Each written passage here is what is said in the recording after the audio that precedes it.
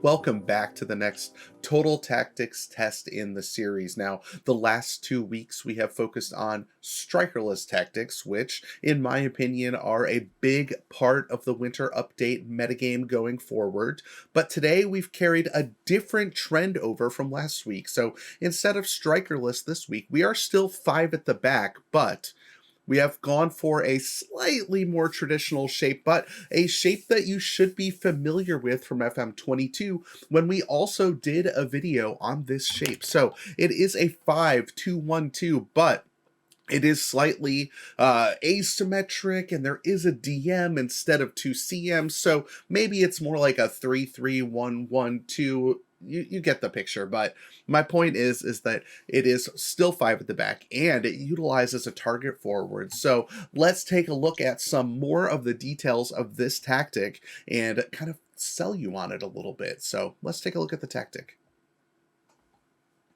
All right, so this is the tactic, and you can see that it is that 3-3-1-1-2, but I'm going to call it 5-2-1-2 just for like simplicity's sake. And as you can tell, the role that João Palhinha is playing here is that of an RPM, which, if you've played with this role before, you know does sort of feel a lot like just a regular deep line playmaker would if it were playing in this CM role. But the thing that it adds for you too is that defensively, when you don't have the ball, it will sit deeper and will kind of hold into that DM role. So it is it's a role that I really love, and I think you can get a lot out of it. There are some risks involved, but for the most part, it's a role that I think is very successful. So a couple things to note here. One is just the one wing back on attack. And this wingback on attack has a very special instruction, which is to cross aim at the target forward. And yes, this tactic is playing a target forward, which is also something that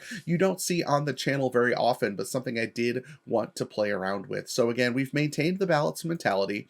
A lot of these team instructions are pretty similar to stuff we've played in other tactics. We've got the early crosses. We're playing out of defense, of course. We're focusing play down that right side where we do have that attacking wingback. This is also very standard. We're distributing to the center backs, we're rolling it out, counter press and counter. But once again, the signature of the channel, this much higher defensive line, is a big part of two things. One, making sure those early crosses work, and two, making sure that now that we're playing strikers, that they're not isolated in the attack. So we've got these staggered midfielders that kind of move the ball through the middle when necessary, and they all kind of also interact with this wingback on attack. He's got the RPM as an outlet, he's got the AM as an outlet, and the cross is always open to Mitrovic. So we're supporting this attacking wingback with the RPM, the AM support, and then double striker. So that's kind of the whole point of the tactic, is to go through that right side. We have this cover defender behind the wingback to make sure that we are still defensively solid in that area as well. So I think this tactic is really great. It is hopefully going to be really good for you in your leagues as well. It's the kind of tactic you can just plug and play and let the season ride, and it will do well against the overwhelming majority of shapes that you come up with. So without further ado, let's take a look at a few of the highlights that were generated here by this tactic.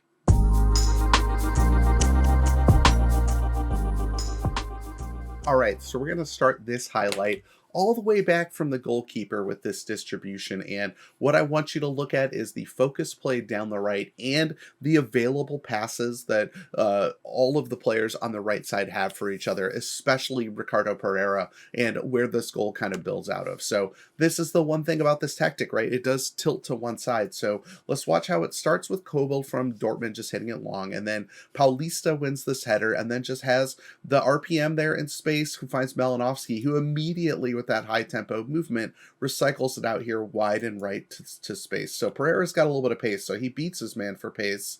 And now if we pause here again, he's got two runners with him already. So he's got Isak, one of the strikers, and Malinovsky, the shadow strikers, continued his run ever since he laid off that ball to Pereira. So he's got options. He's got someone short. He's got a ball into space. He could play to Malinovsky, or he could stop and play it back to Palhinha.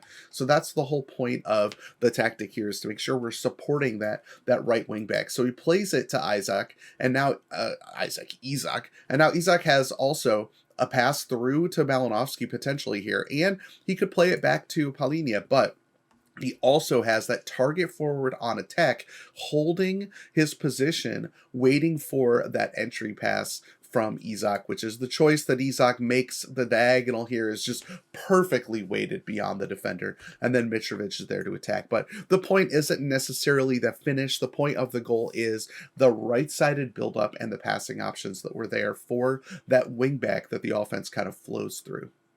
Okay, on this next highlight, again, the play is going to come through the right side of the pitch, and so it's going to feel a little bit like a broken record here, but this is the kind of thing you can do in your tactic when you sort of decide how you want it weighted. This ball, until right there, never made it over to the left side of the pitch, and Mitrovic was staying high that entire time. If we back it up, you can kind of see where Mitrovic was just waiting the whole build-up. Even all the way back here when it was Palhinha, Mitrovic is just hanging out, waiting for the play to come to him, and that's what will happen when you're overloading that right side. The defense will start to tilt that way. You're going to see pretty poor decisions here by Hummels and Sule as we watch it again, especially they don't react to Isak. They're caught flat-footed by Mitrovic, and then Mitrovic is able to have a nice little finish past Kobel, and that actually tied the game, and then the team found a winner in the 94th minute coming from behind here against Dortmund. So pretty cool result.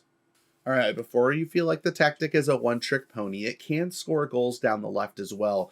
Now remember, the wingback on the left is on support, but that does mean they're going to pick their chances and get involved in the offense, which is exactly what happens here. So the early cross is cut out pretty well by the defenders for Bodø/Glimt. It's just not there. There just isn't a pass here. There's no one kind of pushing the defensive line yet. There's not really a place. Now, Raspadori here is the pressing forward, and we do have Skamaka here as the target forward in this game. And it's a little bit later in the game. I think both of them maybe came on as subs, but Thomas is in the game as a left back. And here there's just no ball. There's no pass. There's three defenders for Bodø/Glimt to just kind of like waiting back here and cutting off the passing lane. So that means the space is right here. You can kind of see the acres of space here. So Adara Bioyo, Locatelli finds that space. Thomas runs onto it. And now we have the pressing forward and Skamaka holding their like channels here on the offensive attack. And then Raspadori scores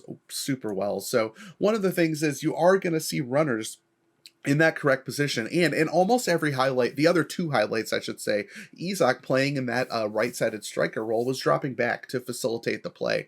But when the ball was on the left side of the pitch, that same striker role was pushing the line and was ready for that through ball. So that's a good thing about this tactic is it has more balance than you think. Locatelli, as that Mezzala, was there to support Thomas as well as the ball-playing defender on the left, Adara Bioyo. So do you remember we talked about triangles in a previous video, and you can kind of see the same thing there too. That ball-playing defender with the wingback and the Mezzala are forming a little bit of a triangle, and then once the ball-playing defender is out of play, the triangle pivots to being the Mezzala and Luke Thomas and the target forward. In this instance, though, the better pass was across the field to Raspadori, who scored a goal. So it's just fundamentals of tactics, and this tactic does a great job putting players in the positions where they need to be to execute those fundamentals.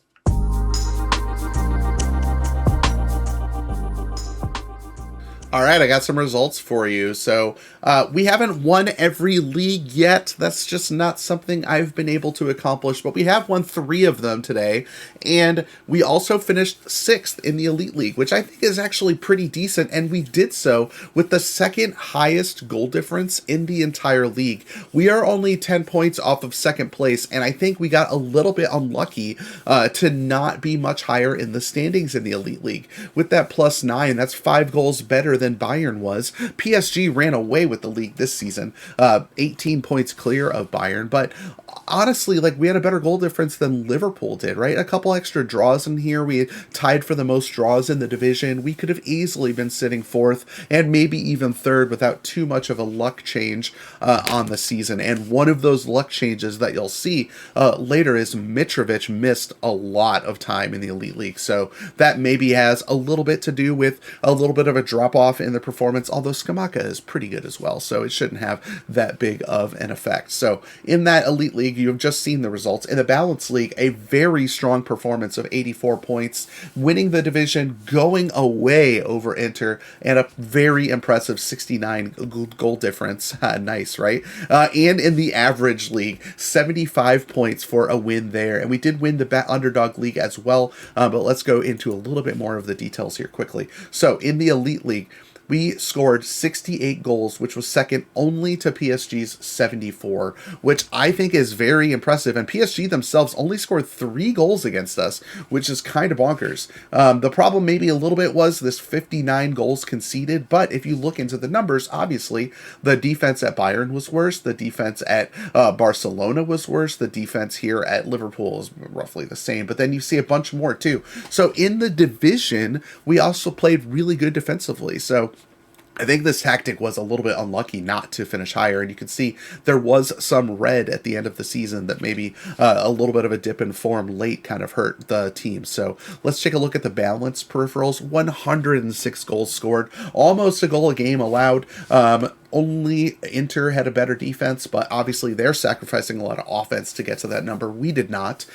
So that goal difference is very impressive when you take a look at that 106 goals. So in the Average League, only 76 goals in this league, but we've talked ad nauseum about how the Average League is actually pretty difficult and much harder than the Balance League to do well in. Less than a goal a game conceded in the Average League is very good. And we were the best goal scoring team past Benfica by 8 and past the rest of the league by a lot. So the team did very well, and plus 46 in the Average League is one of the better ones that we've had on the channel. And then finally in the Underdog League, now the points total here is actually a little bit disappointing at 75, but the goal difference is not. Plus 54 is very good, although we have done much better, and really draws were the problem. We turned around some of those draws and we are easily into the 80s. If I was managing the team, or maybe if I ran the simulation again, we'd find a better result in the Underdog League. But I do want to talk a little bit about the statistics here of this game. And Mitrovic, 34 goals in 33 games as that target forward. So the value of holding that line high, just like we talked about, 22 assists coming from Malinovsky. Malinovsky also takes set pieces, and Issa Diop crushed it with 14 goals. But Ricardo Pereira, 14 assists down that right-hand side, which is a really important number because remember, we are playing down the right, so Ricardo Pereira is appropriately facilitating the offense. In the Elite League, when we look at that squad view, Mitrovic wasn't actually injured the whole season. For whatever reason, the play just was much better with Isak. We're still seeing the assists coming from Ricardo Pereira. The difference is he must have been playing them into the channel to Isak more often in the Elite League, but you've seen the scoring ability and all of the highlights of that target forward as well. We'll see if it's probably much the same here. In the Average League, Mitrovic is the leading scorer. Malinovsky had 9 assists this time. Pereira even chipped in with some goals in this build.